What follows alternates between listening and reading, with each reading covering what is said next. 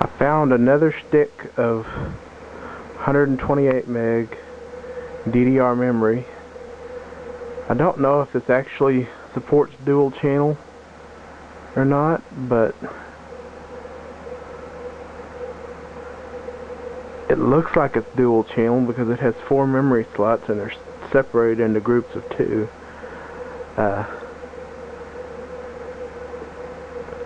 So now we have 256 megs of memory. Whoa.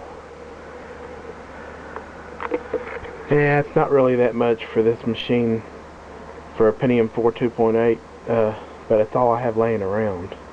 It would definitely be enough to boot FreeNAS from. FreeNAS will run on as little as 128 megs.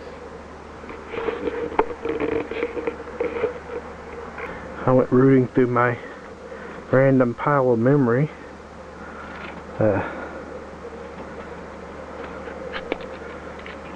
don't have any more DDR1 memory. This is all SDRAM, non-DDR, single data rate RAM. Too bad it doesn't want DDR2. I've got 4 gigs right here. So the last one you saw was a Think Center, very similar to the NetVista, just newer. This one here is a NetVista, and I can already tell it's had some use. Look at the dustbin he's cleaning onto that cable down there, that USB cable. And this one has an AGP video board and probably SDRAM. I'm not even going to bother to look in there. I'm just going to hook it up. It's got a hard drive and a CD-ROM drive and a floppy drive, of course. So I've got this second NetVista plugged up, and we'll turn it on and see what we get.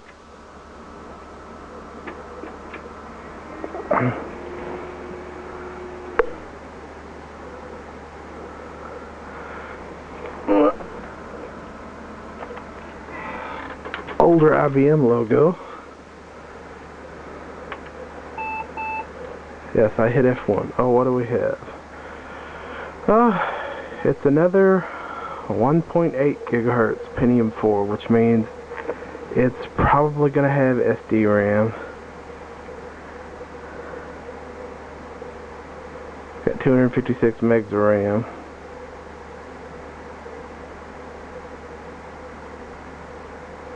This is basically the same machine that I've got in the cabinet running FreeNAS. Hey, at least it knows what date it is and what time it is. Yeah, BIOS date is 6/20/2002. She's old. That's almost as old as that car out there. I went and started last night.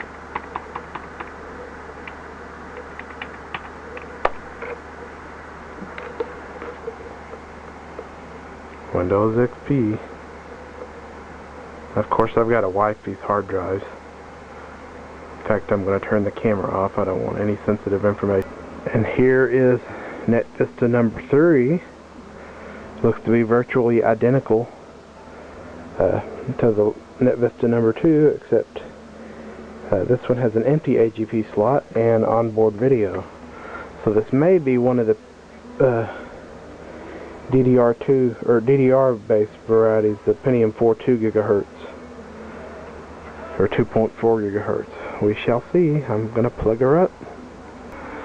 So NetVista number 3 is now hooked up, sitting on top of NetVista 1 and 2. So we'll power her up. We have lights and we have a boot screen.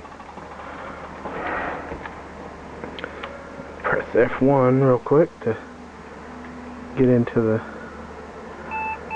BIOS so we can see what we have. Oh, here's a Pentium 4 2.0 gigahertz. 256 megs of RAM. It's probably going to be a DDR based machine, which is good for me. If anything, I can pull the RAM out of it and use it in the the other Think Center. See what kind of hard drive we have in here. The BIOS date's still pretty old, 8/08/2002. Pentium 4 2.0 gigahertz. Brookdale G graphics chip.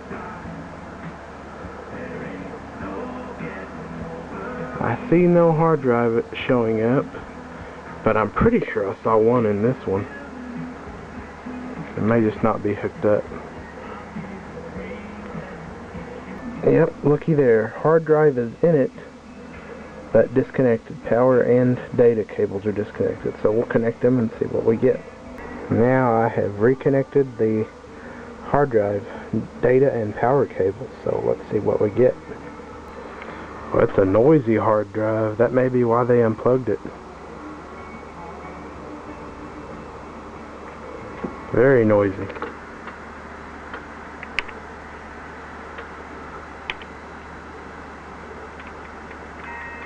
That's still not showing it. Unless they unplugged the cable from the motherboard too. Well, hard drive on NetVista number 3 is definitely toast. Very, very noisy and dead. Which I guess is why they unplugged it.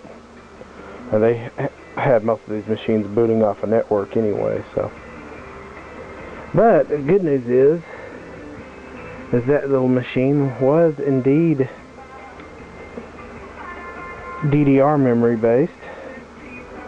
So now I have 2 more sticks of DDR to stick in that Think Center down there, and I'm pretty sure that's going to be our new FreeNAS box.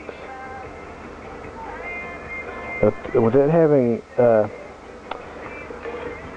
IDE connectors, two sets of IDE connectors, and 2 serial ATA connectors, that's just irresistible for storage. I can put my IDE drives that are in the FreeNAS box in the cabinet, the other old NetVista. I can put those in there since they're IDE based, and then I can all you can find nowadays is serial ATA, and they're dirt cheap. So I can get a good 1 terabyte or 2 terabyte hard drive and stick in there for some major network area storage. Awesome.